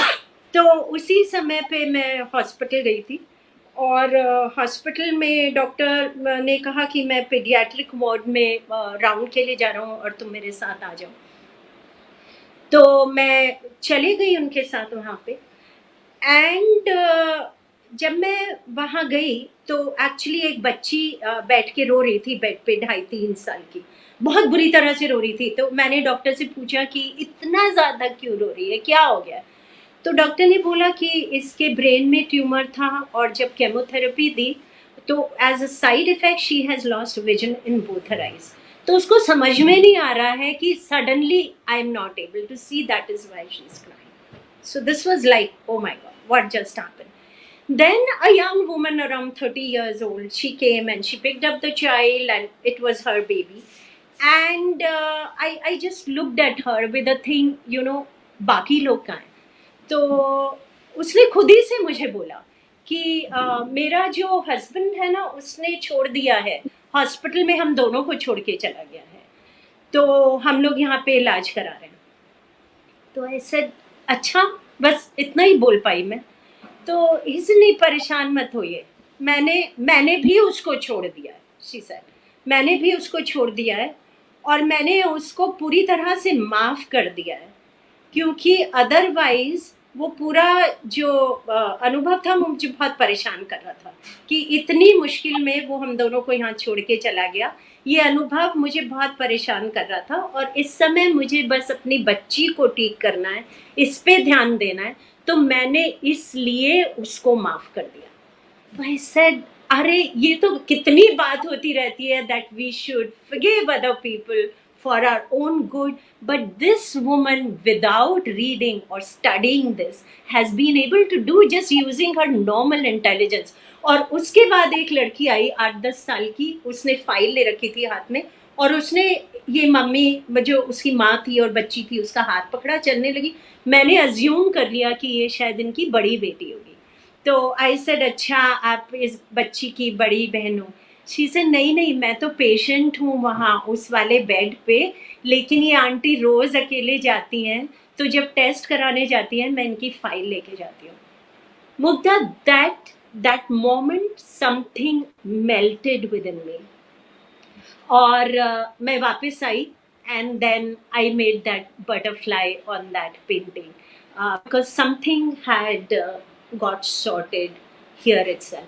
कभी कभी हम लोग अपने एक्सपीरियंसेस से इतने ज़्यादा ओवरवेल्म हो जाते हैं, इतने ज़्यादा कंज्यूम हो जाते हैं एक्चुअली, कि हम और कुछ देख नहीं पाते। और उस समय पे इस चीज को रियलाइज करना कि हमारा ये जो अनुभव है, ये एक अनुभव है लाइफ में, एक अनुभव है। इस समय बाकी और भी बहुत कुछ हो रहा है, तो हम क्यों अपने आप को इसमें पूरा कंज्यूम कर दे रहे हैं? Can we come out of this moment and see something else? And I think that gives a lot of strength. It gave me a lot of strength. Ma'am, बहुत बार पढ़ा है कि it's nice to be important, but it's more important to be nice. I think kindness is the biggest power in life. एक incident और है ma'am, आपका बस बता देती हूँ, फिर हम ऑडियंस के क्वेश्चन लेंगे। जरूरी इसलिए है कि लाइफ में आप जैसे लोगों के मेमोइर्स पढ़ने पर हमें पता होता है, बट वो एक रिमाइंडर हो जाता है, एक अलर्ट हो जाता है कि जिंदगी में हम हमेशा ये सोचते हैं कि हम किसी के लिए कुछ करके हम एहसान कर रहे हैं, हम बड़े बन रहे हैं। आपने गिवर्स एंड टेकर्स की बात करी मैम, बट कई बार जो है उसी से हमारा एक कनेक्शन बनता है मैम। जैसे आप डॉक्टर संजय जो आपके क्लासमेट रहे कभी, अ, आप उनसे आपका परिचय हुए जब आप अपने ऑफिस में एक स्टाफ के बच्चे को हेल्प करने के लिए हॉस्पिटल पहुंचे। I think that is God's way. अगर आप शायद नहीं उस समय जाती तो आपको डॉक्टर संजय से मुलाकात नहीं होती, who became so instrumental in your treatment. तो एक्चुअली हम किसी के लिए कुछ नहीं कर रहे हैं इस दुनिया में, हम सब कुछ एक डेस्टिन्ड वे में अपने लिए कर रहे हैं। तो इसलिए I think you should always be available with your full presence for people, क्योंकि पता नहीं जिस दौर से आप गुजर रहे हैं। कई बार हम लोग एक दूसरे को वैल्यू करते हैं कि हम किस पोस्ट पे हैं, हम क्या काम करते हैं, हमारे पास कितना पैसा है, पर हम ये नहीं सोचते कि वो जो जर्नी है हमारी लाइफ में, उसमें कौन पंचतंत्र की एक कहानी थी मैम कि एक शेर जो है एक जाल में फंस जाता है और वो चूहा जो है वो जाल कुतुर को शेर के निकालता है। That is a template I always have in my mind. What strangers, that चूहा is like the strangers in our life. And मेरी जिंदगी में तो ma'am strangers have helped me in times not maybe as difficult as yours, but equally challenging for me, at least at that moment in time. And I have the highest regard for people जिनके paths मेरे path से cross हुए, और आज इस session के माध्यम से उन सब लोगों को मैं अपना पर्सनल ट्रिब्यूट एंड ग्रेटिट्यूड देना चाहूंगी, जिन लोगों ने मेरी जिंदगी में, आज शायद मैं उन्हें नहीं जानती उस लड़के की तरह से, उनके चेहरे भी, उनके नाम भी शायद याद नहीं, बट बहुत बहुत बहुत जिंदगी में उनके पाथ्स क्रॉस करने से बहुत अच्छा महसूस हुआ। So thank you very much ma'am. You are such a beautiful soul that I'm so glad that 4-5 साल पहले my path crossed. It has taken us such a long time to do this conversation because I think we were waiting for an ideal moment. Right समय बहुत जरूरी है। मुझे लगता है there is a purpose to our meeting and doing this conversation today, and may God show us the path. Thank you to all our lovely audiences. And there is a question, ma'am. Dr. Chinmay Kulsheshtra ji is now teaching, is a professor, but he's in his earlier avatar. I'd known him for the last 20 years. When I was a probationer, he was a journalist. वो पूछते हैं, वो कहते भी हैं. Thanks for an energizing session. I have asked Ruby ji a small question, and question उनका ये है, ma'am. how to explore the reason which keeps on bothering us. The distress keeps on being there, but it is so difficult to identify the reasons. How should such an identification be done? अक्सर हम लोग I think अपने आप को बहुत seriously ले लेते हैं और हम लोग कोशिश करते हैं कि जो भी लाइफ में हो रहा है अक्सर ख़राब हो रहा होता है तभी रीज़न ढूंढना शुरू करते हैं एक्चुअली। तो उसकी रीज़न हमें मालूम होनी चाहिए, that will help us. But I seriously feel from my experience that rather than trying to know the reason as to why it is happening to us, it is our time is better utilized if we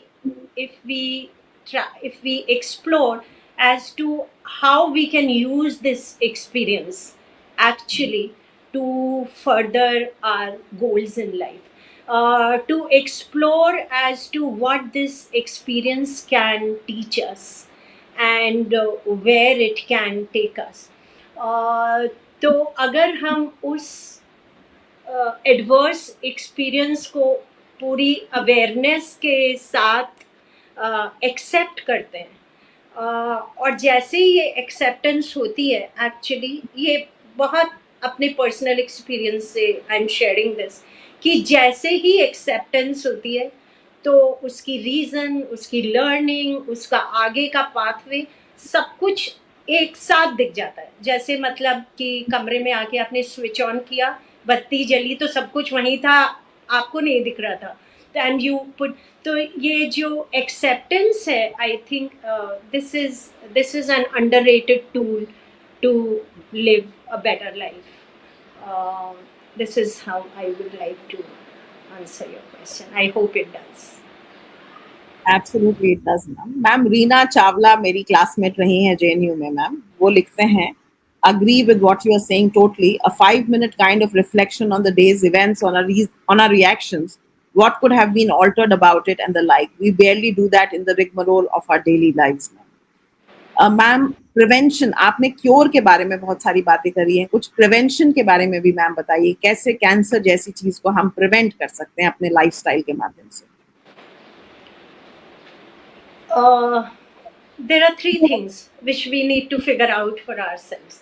One is कि आपकी body में जो oxygen level है, जिस भी organ में oxygen level reasonable मात्रा में है उस ऑर्गन में कैंसर के सेल्स जो हैं थ्राइव नहीं कर सकते। So that's the first thing. The second thing is कि कैंसर के सेल्स हम सबकी बॉडी में होते हैं, सबकी बॉडी में होते हैं। और जैसे हमारे अंदर अगर कोरोना वायरस आ जाता है तो are immunity fights with it, ऐसे ही कैंसर के सेल्स जब अग्रेसिव होते हैं तो are immunity fights with it. और मैं पहले बीच में एक प्रोग्राम बता रही थी कि 3 चीज़ों पे हमारी इम्यूनिटी डिपेंड करती है, तो उसी को बेसिकली बढ़ाते रहना। तो एक तो ऑक्सीजन, ऑक्सीजन के लिए लेकिन एक चीज़ ध्यान रखिए कि हमें कोई खास काम करना नहीं है एक्चुअली। ऑक्सीजन अपने आप से अंदर जाते रहती है और बाहर कार्बन निकलती रहती है, that keeps happening. Now the problem is कि अगर आप अपना सांस लेने का तरीका देखेंगे in a normal this thing, you will see कि आप यहाँ तक सांस ले रहे हो, बाहर फेंक रहे हो, ले रहे हो, बाहर फेंक रहे हो। और हमारे लंग्स जहाँ प्रोसेस होती है हमारी ब्रेथ, हमारी ऑक्सीजन, वो थोड़ा नीचे है, विच मीन्स कि हम पूरी की पूरी सांस लेते ही नहीं हैं। तो दैट इज़ अ प्रॉब्लम। इसमें प्राणायाम की प्रैक्टिस हेल्प करती है, मेडिटेशन की प्रैक्टिस हेल्प करती है टू अंडरस्टैंड अपनी सांस की गति जानने के लिए और उसको बीच बीच में देखते रहने के लिए। But for a normal this thing I would like to say कि हर 1 घंटे में कम से कम 50 सांसें आंख बंद करके और सीधे बैठ के, और ऐसे नहीं करना है, बहुत आराम से लेनी है। सांस की खूबसूरती ये है कि आप जैसे ही उससे अवेयर हो जाते हैं, जैसे ही अवेयर होते हैं वो खुद ब खुद गहरी हो जाती है, कुछ करने की जरूरत नहीं है। तो this is one exercise which you can do every 1 hour। अगर किसी घंटे में नहीं हुई तो दूसरे घंटे में थोड़ा ज़्यादा कर लीजिए। दूसरा, सीधे बैठने की कोशिश करिए। हम लोग अक्सर ऐसे बैठ जाते हैं, तो ये अगर रीढ़ की हड्डी सीधी नहीं है तो आपकी पूरी ऑक्सीजन फ्लो सही नहीं रहता। This is one thing. ये एक्सेप्ट कर लीजिए, ये अंदर से इंटरनली रियलाइज कर लीजिए कि अगर सांस के ऊपर हमारी जिंदगी डिपेंड करती है, if it is so important in my life, it needs that much of awareness. I owe it to it, you know. Oh, so just take it as a blessing.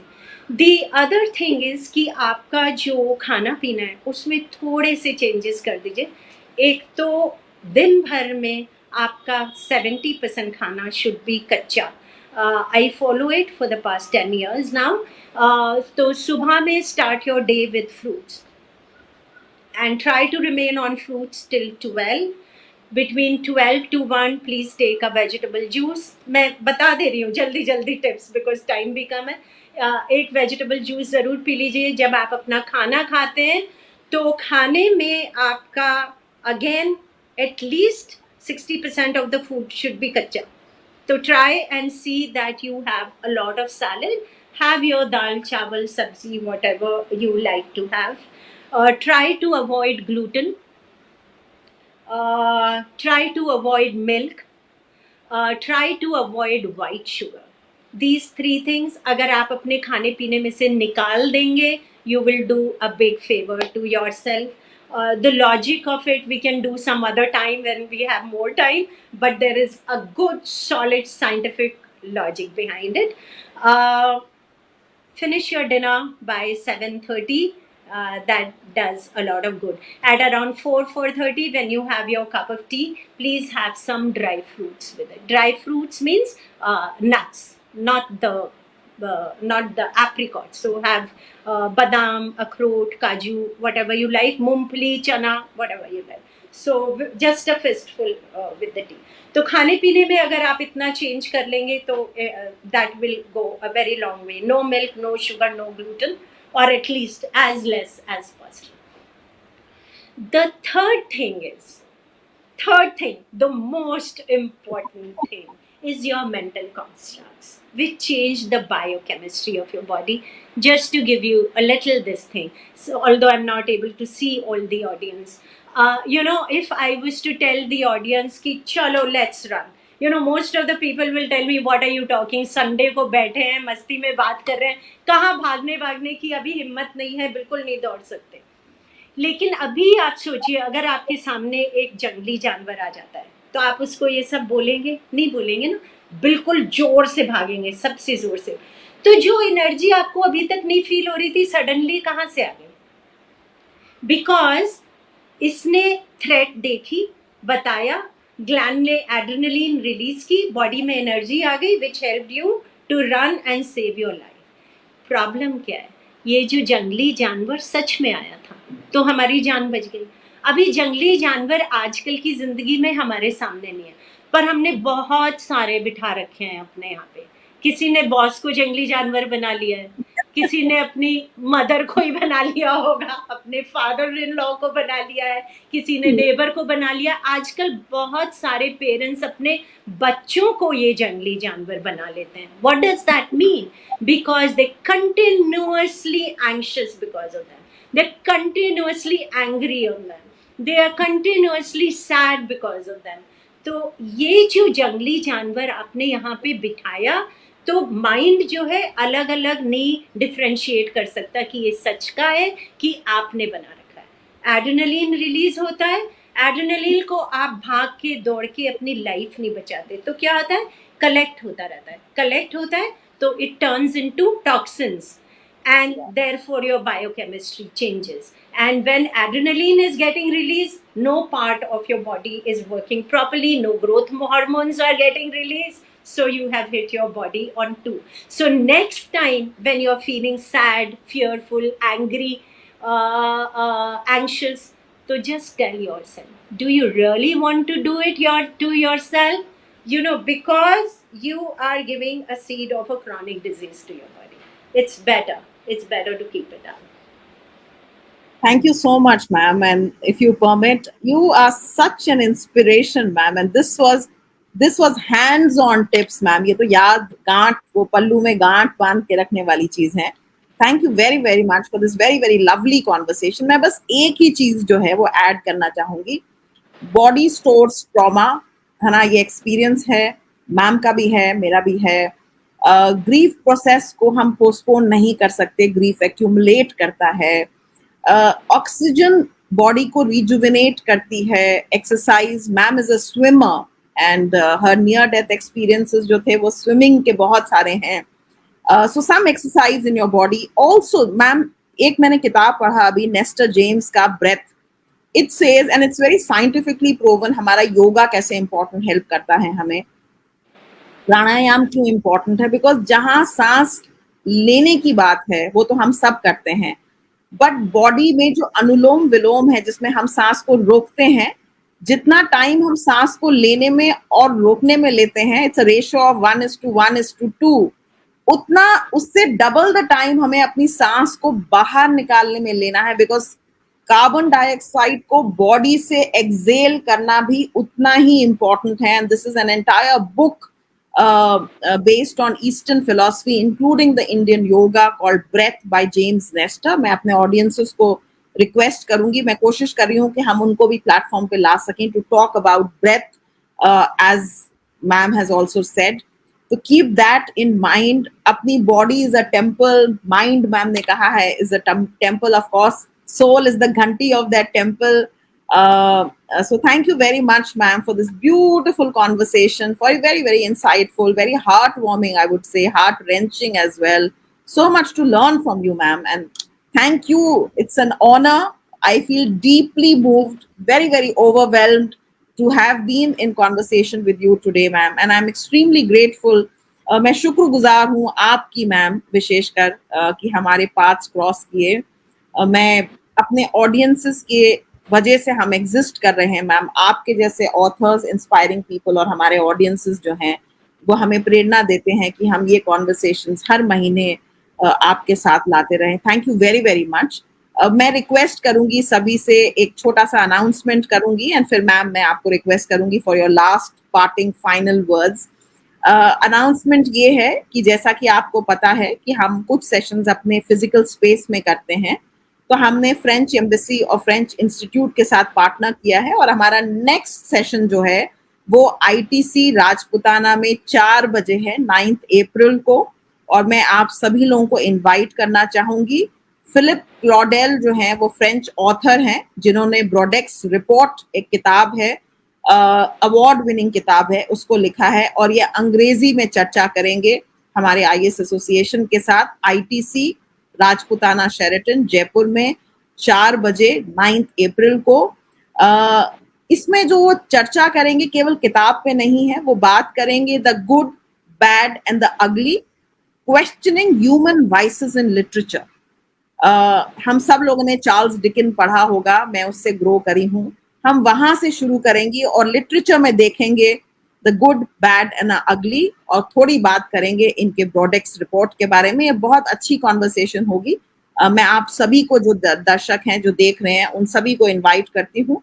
मैं आप सबको अलग से व्हाट्सएप पे invitation भी भेजूंगी, but अगर किसी का छूट जाए तो आप इसी को हमारा इनविटेशन समझ के, you are most welcome to join us for this conversation. And these are my last words. And ma'am, I'll now give you the floor for your final parting advice to all of us. So, one thing, Mugda, I would like to share that if anyone who is in the audience today, or probably is not even there, but is finding it to be a problem to handle their grief process, some anger or fear that they have, I would be happy to have personal sessions with them and extend whatever little that I have in me to kind of help them process this. So please, Mugdha, if you can share this with people, I would be happy to do it with them. Apart from me, we also have psychotherapists, we have emotional freedom therapists with us, and we would be very happy to extend whatever we can from our side. Mugdha, this conversation which we had today, which I found to be extremely enriching for myself, you did not start it at 11 today. Actually, you started it 5 years back. When I gave you a call that I am in Jaipur और मैंने संजीवनी को शुरू कर रखा है इस वजह से, और मैं आपसे मिलना चाहती हूँ एज एम डी रिको, तो उस दिन आप छुट्टी पे थे and still you had come to the office that day and we met for half an hour. So that gesture of yours actually remained with me. And it was such a beautiful gesture which happened from your side because we didn't know each other at that time at all, isn't it? For you to make that effort on a chutti and come there and create that beautiful space which has brought us today here. So I'm extremely grateful to you for that. And I hope that together we are able to do a lot of meaningful work. Thank you so much ma'am. मैं गोवा आऊंगी तो जरूर आपसे जरूर मिलूंगी. सो thank you so much. और आप जयपुर आए तो मैम हम एक फिजिकल मोड में सेशन करेंगे ग्रीफ के ऊपर, और आपका जो स्किल है इसमें और आपका जो बैकग्राउंड है उसके इस्तेमाल से I am sure we'll be able to help many more people process their grief and loss. So thank you very very much ma'am. I don't know, you've made me so happy today doing this session with you. Feel so honored and humbled ma'am. आपका बहुत बहुत शुक्रिया ma'am. Feel extremely proud of such civil servants who have gone beyond their comfort zone, gone beyond their call of duty to do something amazing for all of us, learning and growing and evolving from their experiences ma'am. If I can just say, I salute you personally Thank for whatever you do and how much inspiration you bring to all of us. Thank you very, very much. And we'll see you on the 9th. And with this, have a very, very good Sunday evening. And don't forget to breathe in and breathe out properly. Don't forget to enjoy your life. And please छुट्टी लीजिएगा परिवार के लिए, अपने लिए enjoy कीजिएगा, balance maintain कीजिएगा. And we'll see you soon and stay in touch. All the best to you. Thank you very much. Good night.